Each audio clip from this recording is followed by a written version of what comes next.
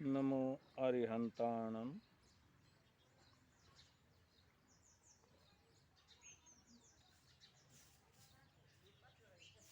बहुत से लोग आज नरक चतुर्दशी मना रहे हैं।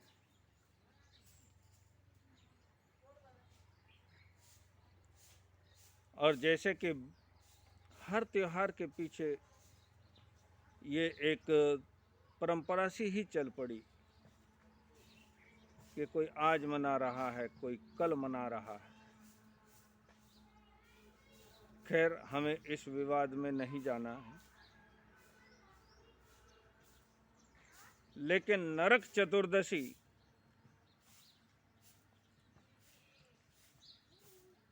कहते हैं कि आज के दिन नरकासुर की हत्या भगवान कृष्ण ने की थी। नरकासुर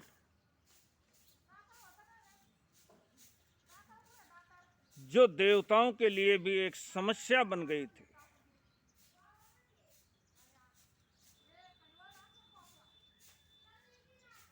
जो इस पूरी पृथ्वी पर एक परेशानी का सबब बन गया था,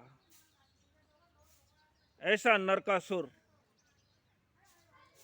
जिसे भगवान ब्रह्मा ने स्वयं आशीर्वाद देकर के उसे देवताओं से भी पराजित न होने का वचन दिया था।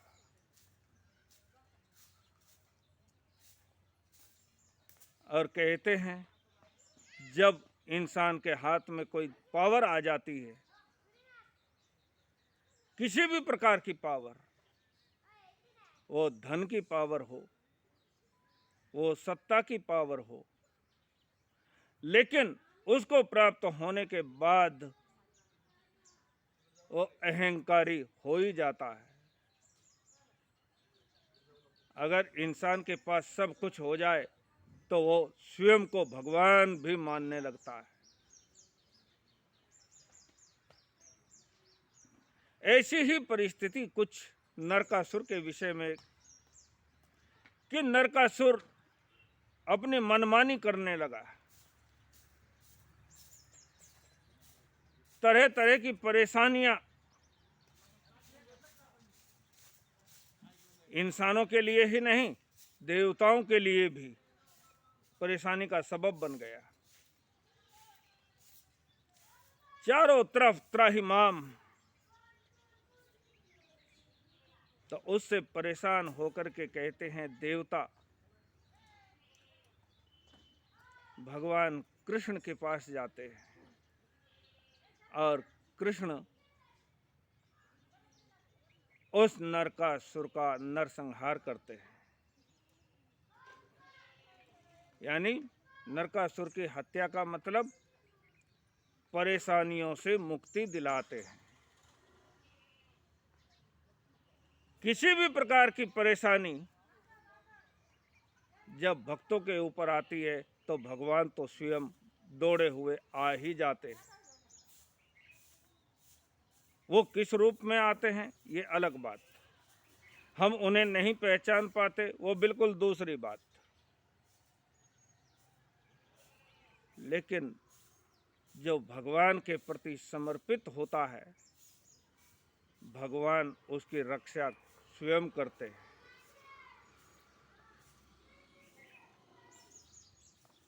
तो इस पृथ्वी पर नरकासुर का वध करके भगवान कृष्ण ने शांति की, सुख चैन की स्थापना की थी। इसी के उपलक्ष्य में अब देखो, एक तरफ तो हत्या और दूसरी तरफ महापर्व। हम हत्या को भी पर्व के रूप में मना रहे, प्रतिवर्ष मनाते हैं, लेकिन इसका मतलब परेशानियों से मुक्ति दिलाना और शांति की स्थापना करना, ये भगवान का वरदान, ये भगवान का आशीर्वाद हमारे ऊपर बना रहे, इसके लिए इस नरक चतुर्दशी और नरकासुर के नाम पर ही इसका नाम पड़ गया नरक चतुर्दशी।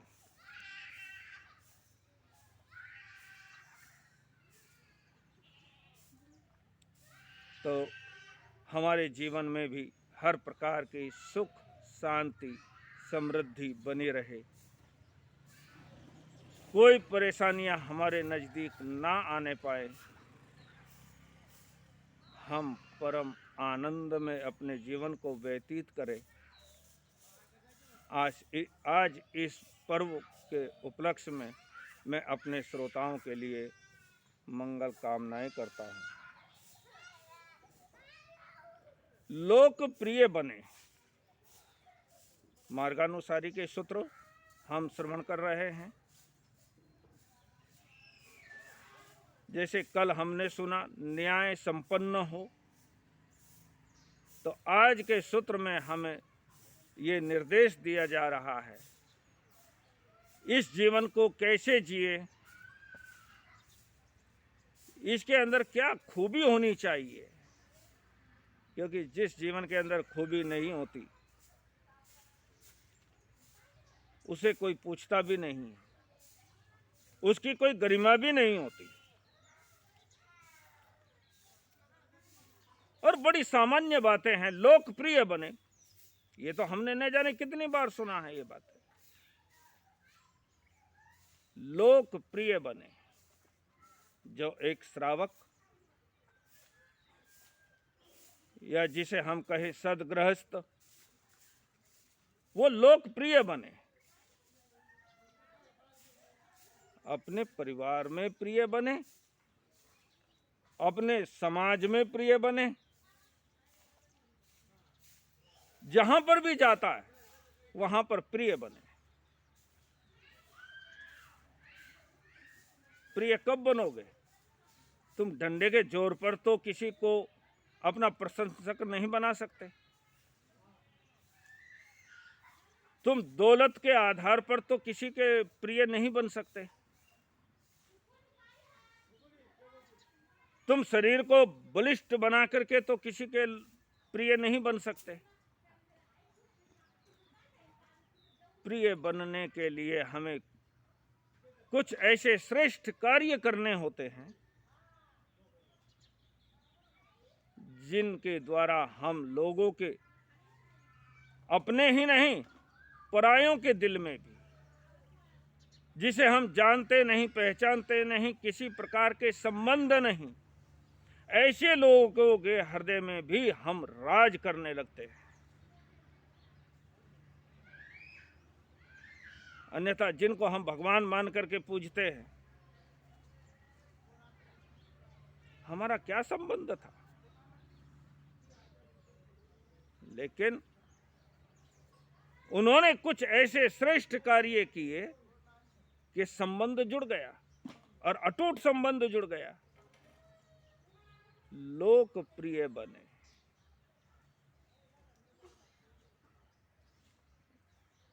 एक कौवा बड़ा उदास परेशान उड़ता हुआ जा रहा था,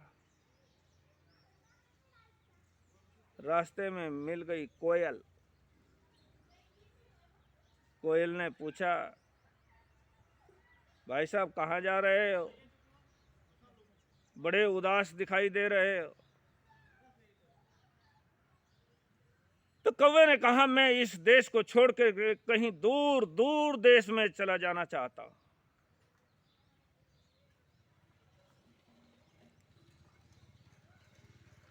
इस देश में मेरा कोई गीत पसंद ही नहीं करता,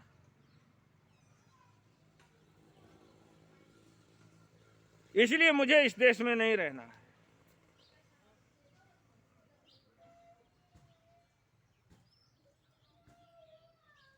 कोयल ने कहा कि आप किसी भी देश में जाओगे तो वहां पर भी तुम्हें यही अवहेलना सहनी पड़ेगी। इससे अच्छा है तुम अपने गीत को बदल लो।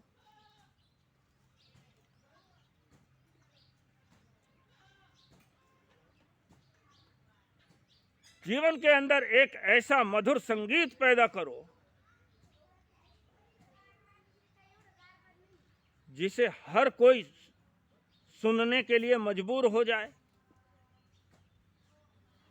तुम्हें देख करके किसी की आंखों में प्रसन्नता की लकीरें तैरने लगे।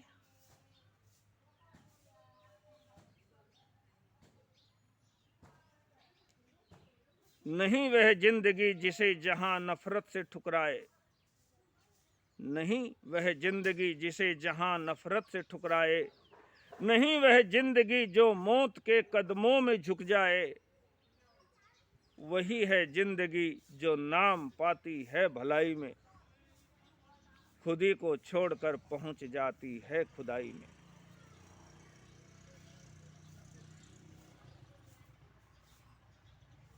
इस संसार में शांति से जीना है। इस संसार में तुम्हें आदर मान सम्मान के साथ जीना है। चाहता तो हर कोई है मुझे मान सम्मान मिले, लोग मेरी इज्जत करें, लेकिन तुम्हारे कार्य तुम्हें इस चीज की उपलब्धि करा सकते हैं, बाकी कोई कारण नहीं।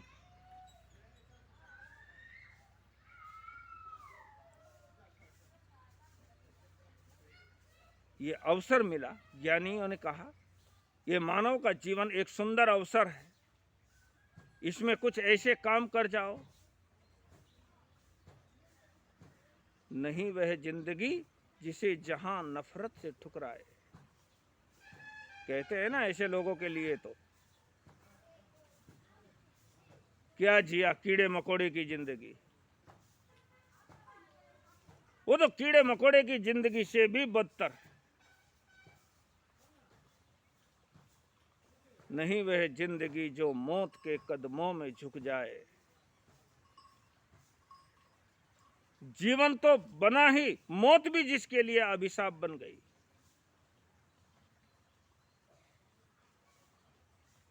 वही है जिंदगी जो नाम पाती है भलाई में, जिसने कोई श्रेष्ठ कार्य किए,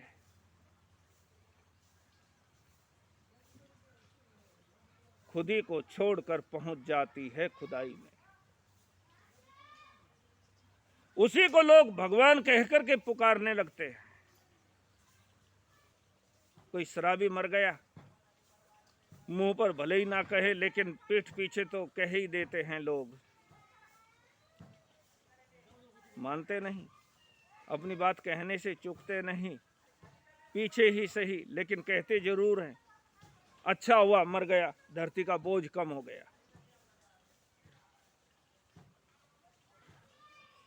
वो जिंदगी जिया भी तो क्या जिया। इसलिए एक सामान्य श्रावक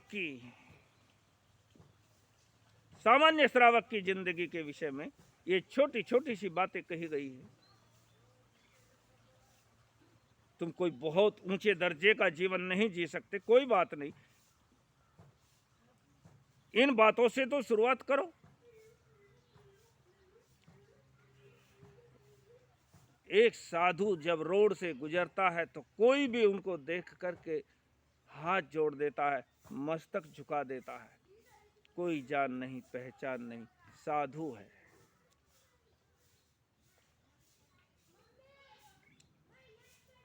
जब एक श्रावक किसी रास्ते से गुजरता है तो लोग उसे जय जिनेन्द्र, राम राम, नमस्कार कुछ तो भी अभिवादन के रूप में दोहराते हैं।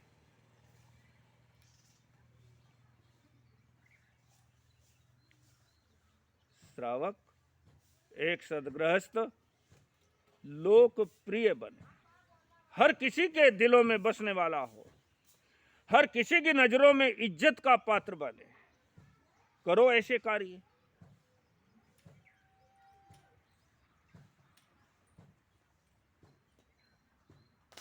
तीन मित्र थे,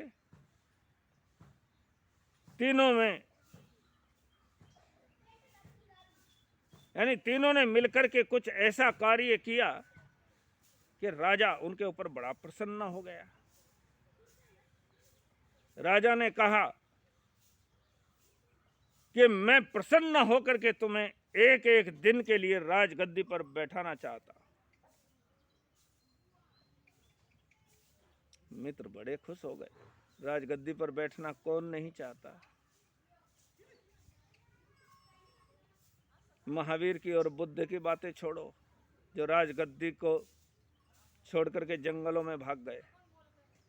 बाकी दुनिया के लोग तो यही स्वप्न देखते हैं, मुझे भी कभी ऐसा अवसर मिल जाए प्रधानमंत्री बनने का। तीनों मित्र बड़े खुश हो गए और एक मित्र को एक दिन के लिए राजा बना दिया। बड़ा प्रसन्न है, राजगद्दी के ऊपर बैठा। उसने सोचा चलो आज एक ही दिन सही, लेकिन जिंदगी का मजा तो ले लूं। सारी ऐशो आराम की चीजें मंगा ली। जितने भी ऐशो आराम हैं सभी भोग लूं एक दिन में, क्योंकि दूसरे दिन तो उसे खींच करके नीचे उतार दिया जाएगा। वो एक दिन में उतारा गया, कोई 1 साल में उतारा जाएगा, कोई 50 साल के बाद उतारा जाएगा, लेकिन उतारा तो जाएगा। उस मित्र ने सोचा मैं जिंदगी का मजा ले लेता हूं। खूब ऐश किया, डनलप की गद्दियों पर सोया।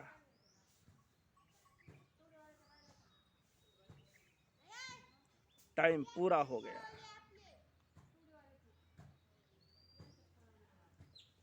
दूसरे मित्र का नंबर आया, उसे एक दिन के लिए राजगद्दी दी गई। उसने सोचा अब जितने भी लोग मेरे से जलते थे, जितने लोगों ने मुझे परेशान किया, उनसे बदला लेने का ये सुंदर अवसर है। उन्होंने सैनिकों को बुलाया, जा करके उन्हें आदेश दिया कि जाओ इन्हें मार डालो। अब एक दिन के लिए तो उसके हाथ में इतनी पावर थी कि उसका हुक्म मानने के लिए हर कोई मजबूर था। जितने भी नाम उसके जहन में थे, इसने मेरे साथ ऐसा किया था, उसने मेरे साथ ऐसा किया था, जाओ इन्हें नष्ट कर दो। कितने लोग मरवा दिए। अब आया मजा। कोई ऐशो आराम में मजा समझता है, कोई बदला लेने में मजा समझता है, दूसरे की पीड़ा देख करके मजा समझता है।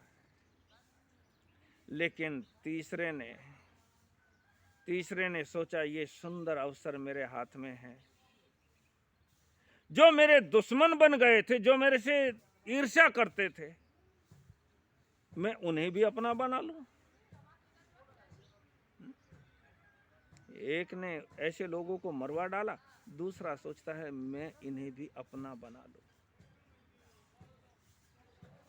राजकोष के भंडार खोल दिए गए, मुक्त हाथों से दान दो। एक ही दिन के लिए तो है, एक दिन को मैं उपयोगी बना लूं। खूब दान किया, सारे के सारे राज्य में उसकी जय जयकार होने लगी। कैसी जिंदगी जीते हैं या कैसी जिंदगी जीना चाहते हैं, ये निर्णय हमारे ऊपर है। ये जिंदगी हमारा एक दर्पण है, जिसमें हम जो देखना चाहते हैं वो दिख जाता है। जैसी हमारी विचारधारा होती है, वैसे हम उसी के अंदर दिखाई दे जाते हैं।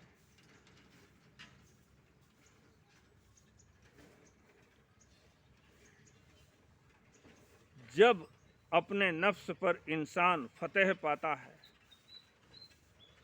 जब अपने नफ्स पर इंसान फतेह पाता है, जो गीत गाती है फितरत, किसी को क्या मालूम।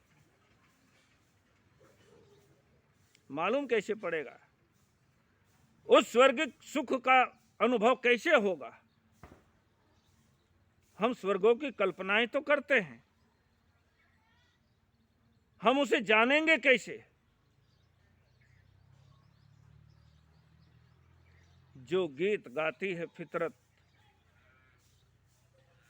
इस पूरे के पूरे ब्रह्मांड में जो एक प्रसन्नता का संचार होता है, उसे हम कैसे अनुभव करेंगे? जी करके, उसी के अनुसार अपने जीवन को ढाल करके,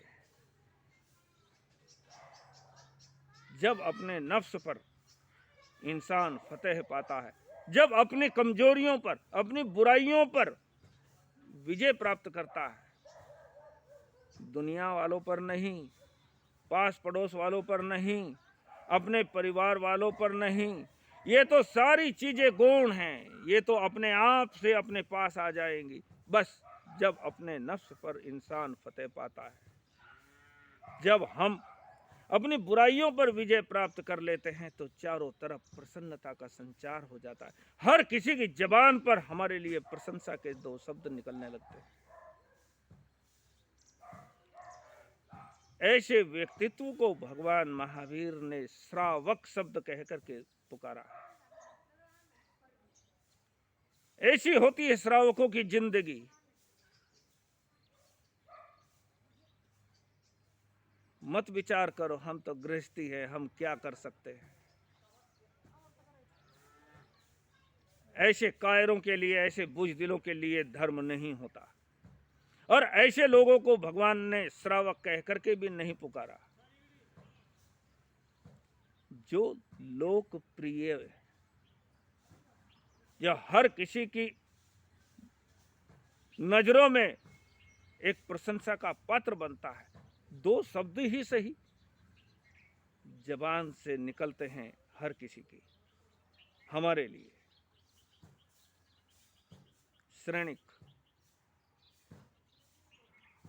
श्रेणिक चरित्र का थोड़ा सा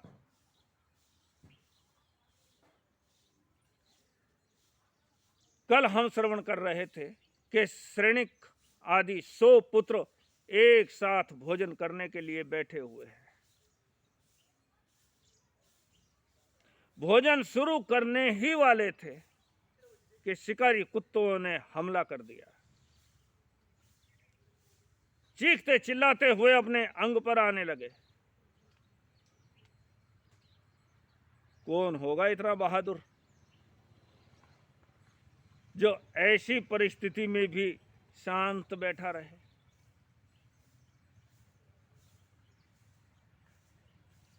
संसार तो समस्याओं से भरा है, उसका निराकरण करो, उसका समाधान ढूंढो। ये तो कहानी है, लेकिन कहानी से हमें जो शिक्षाएं मिलती, संसार में तो तुम कहीं पर भी जाओगे, समस्याएं मुंह बाए तुम्हारा इंतजार करेगी, लेकिन उसका समाधान खोजने वाला व्यक्ति इस जिंदगी को सब्जबाग बना देता है। वो परिस्थितियों को नहीं, अपने आप को बदलता है, क्योंकि समाधान अपने आप में है। श्रेणिक बैठा हुआ भोजन कर रहा है और बाकी के सभी भाई उठ करके भागे कुत्तों से बचने के लिए।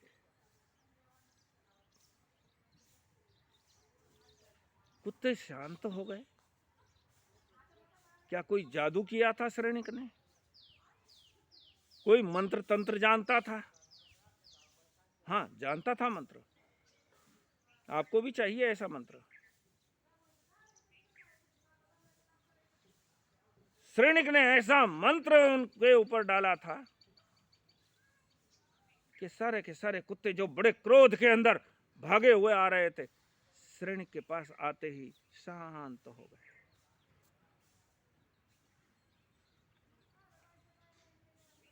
ऐसे मंत्र दुनिया के अंदर कमी नहीं है, बहुत मंत्र हैं। जो भाई थाली छोड़ करके भाग गए थे, उनकी एक एक थालियां उठाता है और उन कुत्तों के सामने सरका देता है। कुत्तों को क्या लेना देना था?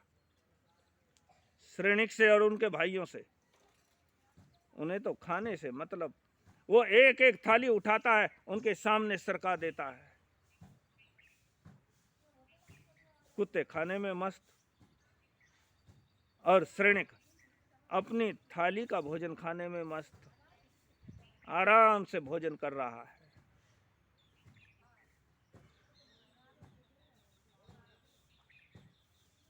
महाराजा प्रसेनजित ने उसकी इस चतुराई को देखा, उसकी इस कलाकारी को देखा, मन में बड़ा प्रसन्न हो गया, दिल बाग बाग हुआ जाता है। लेकिन मजबूरी उसे इस बात को स्वीकार करने नहीं देती। इंसान एक बार गलती करता है, जिंदगी भर पछताता है।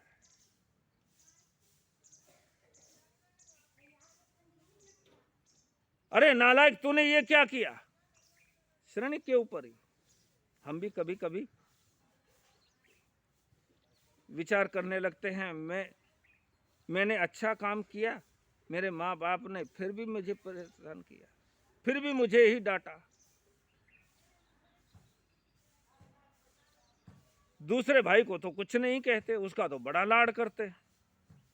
हो सकता है ऐसा कोई राज हो, लाड तो वो तुमको ही करेंगे। अगर तुम्हारे अंदर खूबी है तो लाड तो तुम्हारा ही होगा। लेकिन ऐसी भी कोई मजबूरी हो सकती है।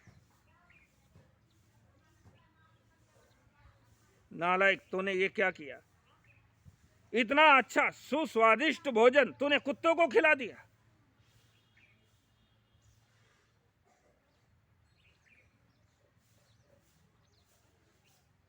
मजबूरी इंसान को बड़ा कमजोर बना देती है। हमारी गलती जीवन के किसी क्षण में की गई गलती हमारे लिए कितना बड़ा अभिशाप बन जाती है। इसलिए जिंदगी का एक एक क्षण सजगता पूर्वक जियो।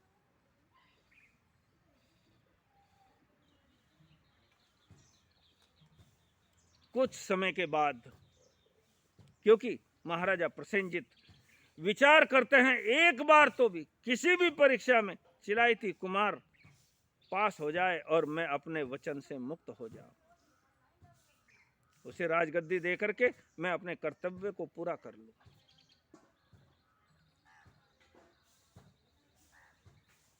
श्रेणिक एक एक परीक्षा में सफल हुआ जाता है, फिर भी उसे तिरस्कार का भाजन बनना पड़ता है। ये उसकी नहीं, उसके पिता की कमजोरी थी।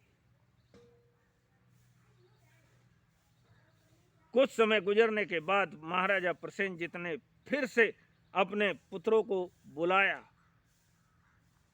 और बुला करके एक एक टोकरी में भरे लड्डू और एक एक मटका, मट्टी के मटके, उनमें भरा हुआ पानी, टोकरी का भी मुंह पूरी तरह से बंद कर दिया गया और उन मटकों का भी मुंह पूरी तरह से बंद कर दिया गया।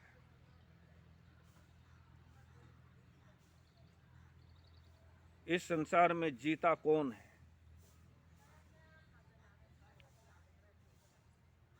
अपनी जिंदगी को खुशहाल कौन बना सकता है? जो बुद्धिमान है।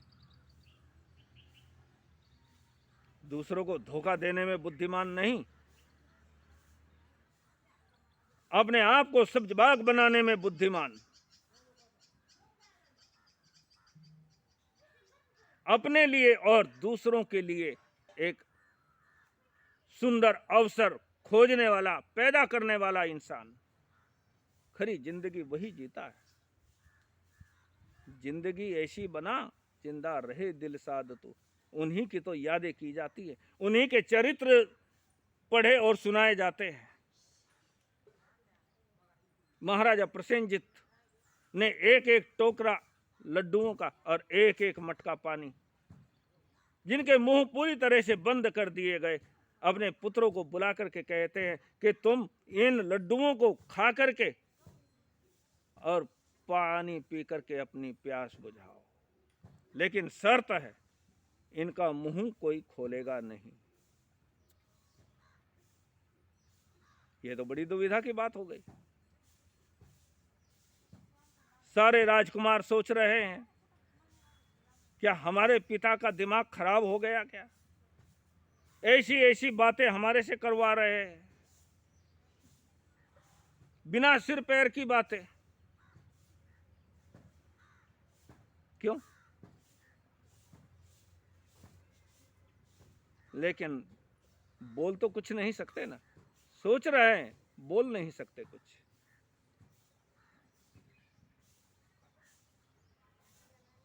एक एक टोकरा लड्डू और एक एक मटका पानी, मुंह पूरी तरह से बंद है, खोलना नहीं, ये पक्की शर्त है।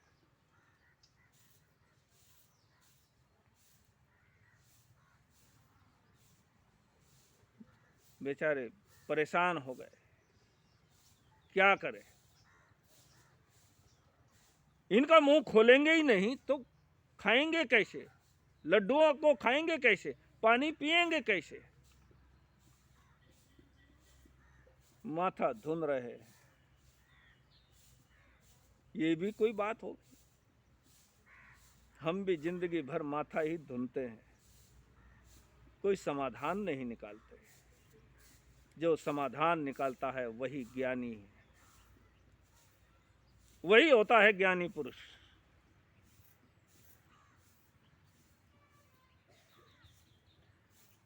सारे पुत्रों ने वो टोकरा और पानी का मटका ला करके वापस दे दिए कि पिताजी ये हमारे बस की बात नहीं। अरे आपने शर्त ऐसी लगा दी कि मुंह खोलना नहीं और पानी तो पीना है, मुंह खोलना नहीं और लड्डू तो खाना है, ये कैसे संभव है। इसीलिए किसी दार्शनिक ने कहा है कि असंभव जैसा शब्द किसी मूर्ख की ही डिक्शनरी में होता है, बाकी इस शब्द की कोई उपयोगिता नहीं।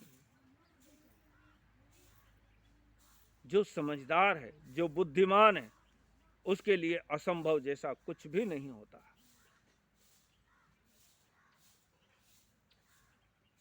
श्रेणिक भी आया, अपने पिता के पैर छुए और पैर छू करके डरा हुआ तो था कहीं वापस नाराज ना हो जाए।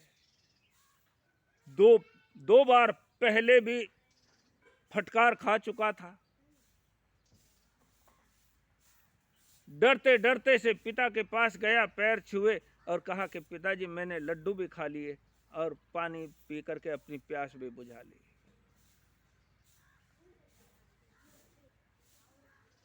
महाराजा प्रसेनजीत सोचने लगे ये क्या किया इसने, कि तूने मुंह बिल्कुल नहीं खोला, कि बिल्कुल नहीं खोला। आप परीक्षण कर सकते हैं, देख सकते हैं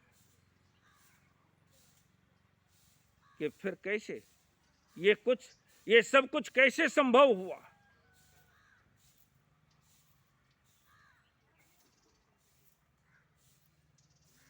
देखा, टोकरा पूरी तरह से पैक है, मटके का मुंह पूरी तरह से मजबूती से बंधा हुआ है। अरे ये संभव कैसे हुआ, ऐसा कौन सा कार्य किया तूने, क्या दूसरे मटके का पानी पी करके आ गया? नहीं नहीं पिताजी, मैं आपकी आज्ञा का इतना बड़ा उल्लंघन नहीं कर सकता। मैंने इसी मटके का पानी पिया है और मुंह नहीं खोला। मैंने इसी टोकरी का लड्डू खाया है लेकिन इसका मुंह नहीं खोला। फिर किया क्या कि कल बताऊंगा, आज थोड़े। ओम शांति।